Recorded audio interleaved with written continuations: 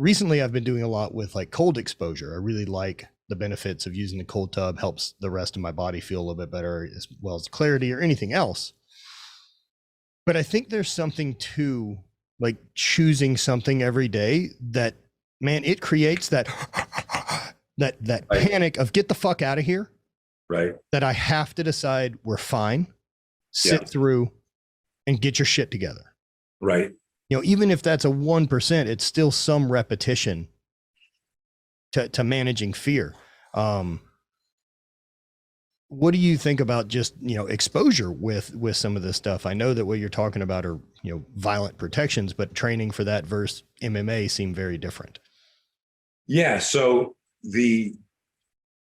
what's really, really interesting, and it's a great question.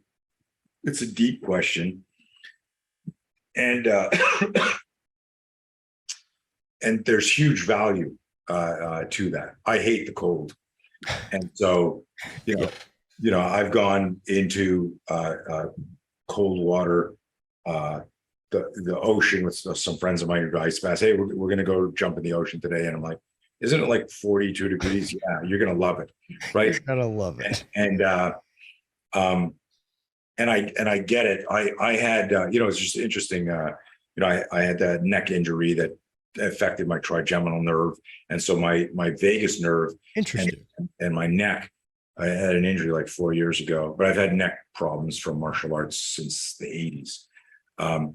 But when my nervous system goes, like things tighten up, I just don't, because I'm fascinated with all the research around the cold exposure.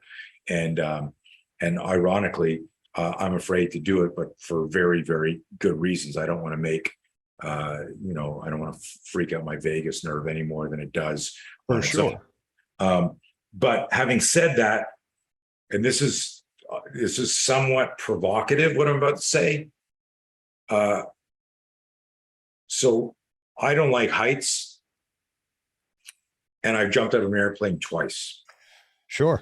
I don't like when it's Christmas time and my daughter says, when my kids say, Dad, can you put the star up on the Christmas tree? That's the level of heights we're dealing with. I'll hold the ladder for you. You do it. Come on, Dad. And I'm up there going, oh, fuck, I hate this. And I do it. But I've also jumped out of an airplane at 12,500 feet. That's fear management. Right. So exposure, the exposure you're doing, I think is very beneficial. All the physiology and all the science aside from sure, yeah. Other than cold tub talk, I mean, this would be something more anecdotal. Yeah. So I believe that it creates it will enhance adaptive courage when it's a slow burn, meaning you can go, okay, I'm going to put the ice in the hot tub in the water, and then. See, the advantage of having one I have one that's always just ready. Right. And I'm just giving you an example. Yeah, sure. I see what you're saying. You know it's ready. You can't talk yourself out of it. No. You can't talk yourself out. But you can also go, well, I got a really important email to do. I don't need to do this, versus like, you know, someone about to hit you with a machete and you're going, I got an important email to do. I think it would be different if, say, someone chose to wake me up with the cold tub. Well, you know, if all of a sudden, like masked men were breaking into houses and forcing people in the hot tubs, right. I'm pretty sad. Or hot tubs into cold tubs.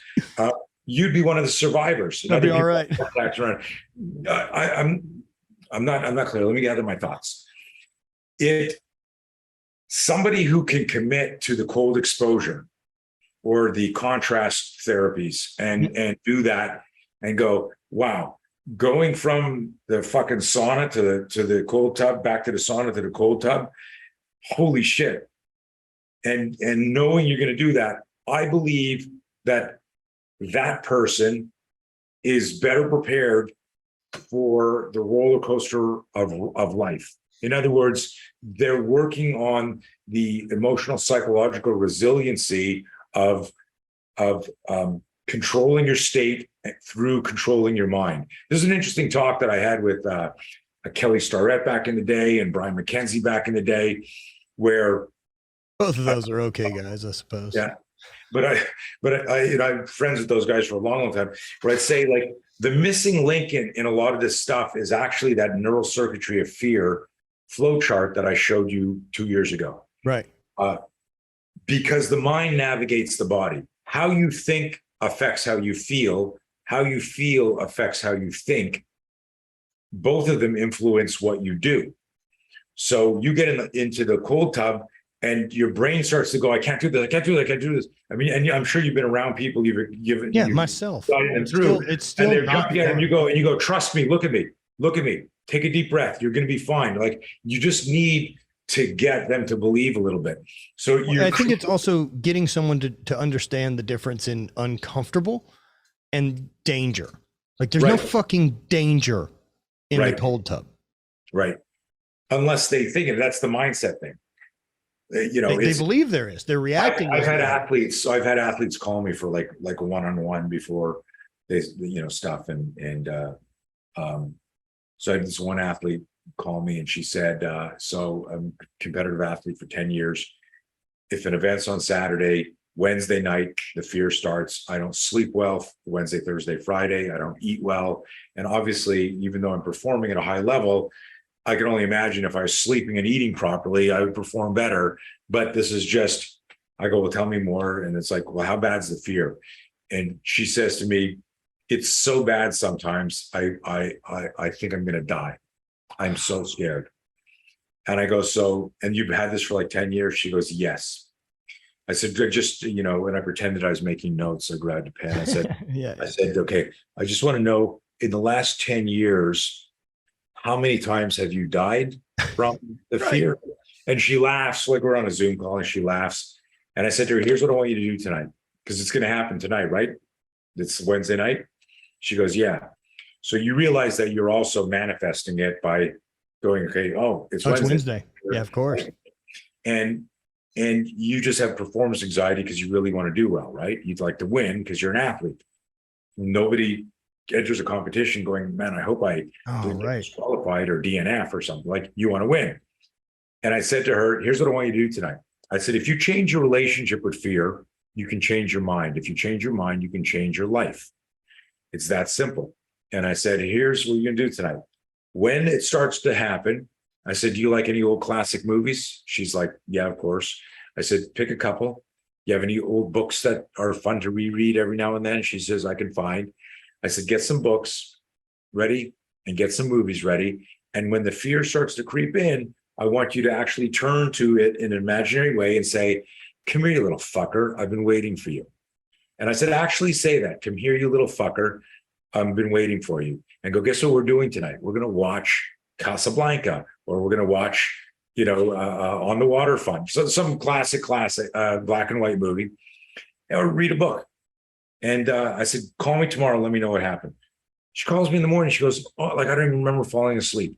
Like her whole, all it was like just a shift of, this fear is not going to kill me, and I'm going to change my relationship. So one of the metaphors that I tell people, and it might seem really goofy, but it's just, again, you can't do it without self-awareness. You got to go, holy shit, why am I so nervous? Oh, I know why I'm nervous. Because I need this Zoom call to work, or I'm not going to be able to feed my kids. Right. There's a lot riding on this. It's okay to be nervous. Now I've cleared the psychology of fear. I've connected to my why, which was the intention.